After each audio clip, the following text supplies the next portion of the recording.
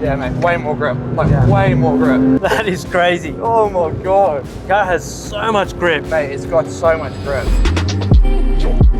Hi, it's Scott here from ADRO. I'm the head of Aerodynamics. While I'm here in the US, I thought it'd be good to take you through some of the different wing designs that we have available and talk about some of the benefits and performance features of those.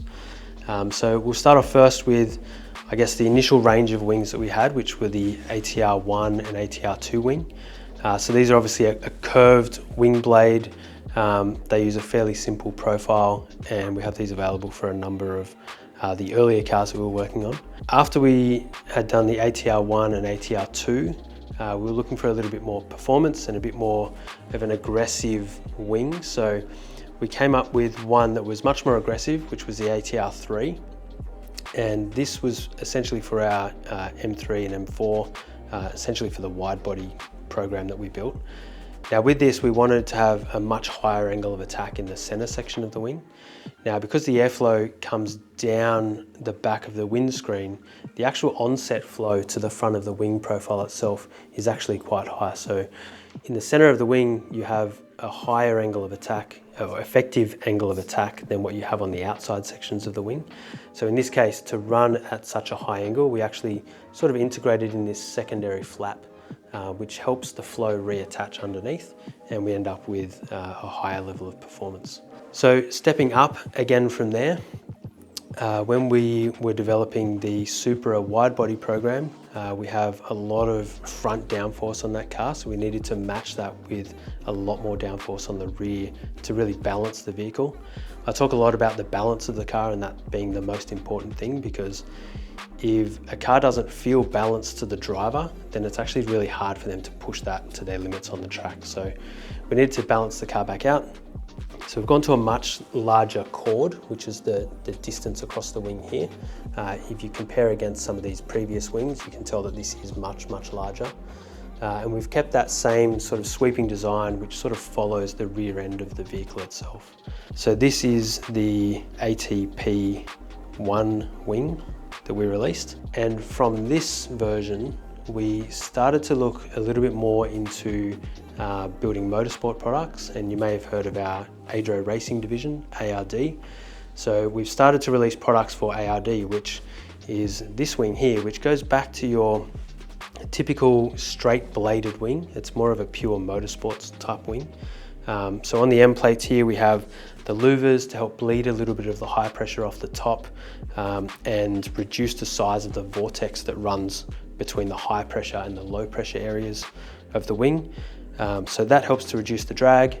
This wing here is a 300mm chord wing, suitable for replacing, I guess, a lot of existing wings that are out there in the market. Low drag and quite high downforce on this particular wing itself. This next wing that we have here goes sort of a step up again. This is our ATP wing for the Porsche GT3. So this is the first wing that we've done that has been a pure 2-element wing. So we've got the first element here, which maintains a similar curvature to the standard Porsche wing, and that actually affects in the center section, by having this step back a little bit, that actually affects the pressure on the top of the rear of the Porsche, where you actually have your engine air intake. So it's important to maintain that feature. And then you can't really see it, but on this flap, it actually bends down slightly in the middle to reduce the drag through the center section. But having the dual element profile here actually aids in the performance of the wing itself, because you can run at much higher angles of attack, and it allows the flow that goes underneath. Normally, if you go too high on the angle, the flow starts to separate off the back of the wing. But by going to a dual element, we let some high pressure or high energy air go through underneath this flap, and that re-energizes the flow underneath to give you much more performance. So this is the first wing we've also done that has hidden bolts on the ends. So we've got these end caps that sit around the plates. So we bolt these plates on first, which hold these wing blades in place, and then these caps, essentially, they'll stick onto the sides here. They fit perfectly around.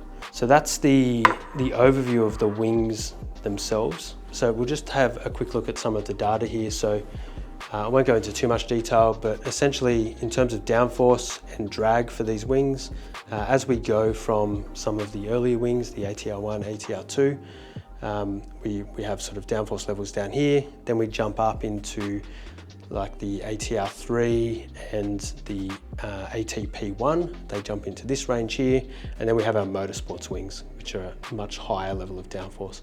And you can see there's a slight shift there. As you get more performance out of the wing, you will also generate more drag, but what we're trying to achieve here is something that is highly efficient. So you'll gain quite a lot of downforce, which if you've balanced that with the car at the front, you will be much faster in the corners versus the very small drag reduction or the top speed reduction from drag that you'll see around the racetrack. We have tested this wing in the UK with Liam Lawson driving at Cadwell Park. So we were lucky enough to be able to get him to come and test our first iteration of our AOX Porsche GT3 kit. So that kit consisted of a whole new front end that was automatically developed using our shape optimization software. And we used this rear wing on that car to help balance that kit out. Since then, we've actually added some other parts to the front end of the AOX car. So we've got bigger canards on there, and we've increased the front balance quite a bit more. So we've actually had to go to an even bigger wing than this particular one. So we use the AOX software to start with this particular wing and then optimize this to maintain the same amount of drag, but maximize the amount of downforce that we could get from it. So at CES, we released, I guess, that vehicle to the public so that they could have a look at it. And it's got much more of a swooping type design where it's automatically modified the shape of the car to get more downforce in areas where it was most sensitive to that and leave other areas of the geometry the same.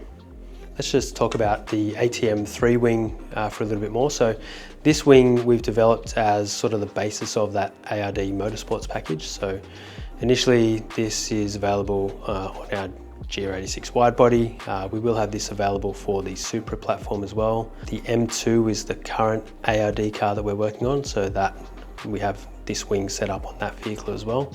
It'll also be available on M3 and M4 for now. And then, yeah, there will be other platforms over time where we will be able to offer this as an option for you. So this is really the wing of choice for motorsports applications when you have a decent amount of front aerodynamics to be able to balance the wing. Now, the other wing that I'll just jump to is back to the Supra wing, the ATP1. So I'm actually heading to Tsukuba in Japan tomorrow to do some more testing of our ARD widebody Supra over there.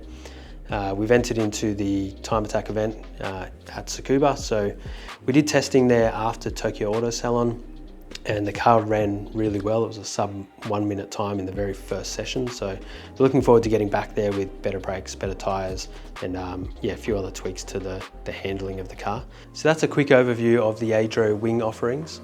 We will be showing you a little bit more of the behind the scenes of some of our racing development as we proceed with ARD. So thank you very much for watching, and stay tuned for more information.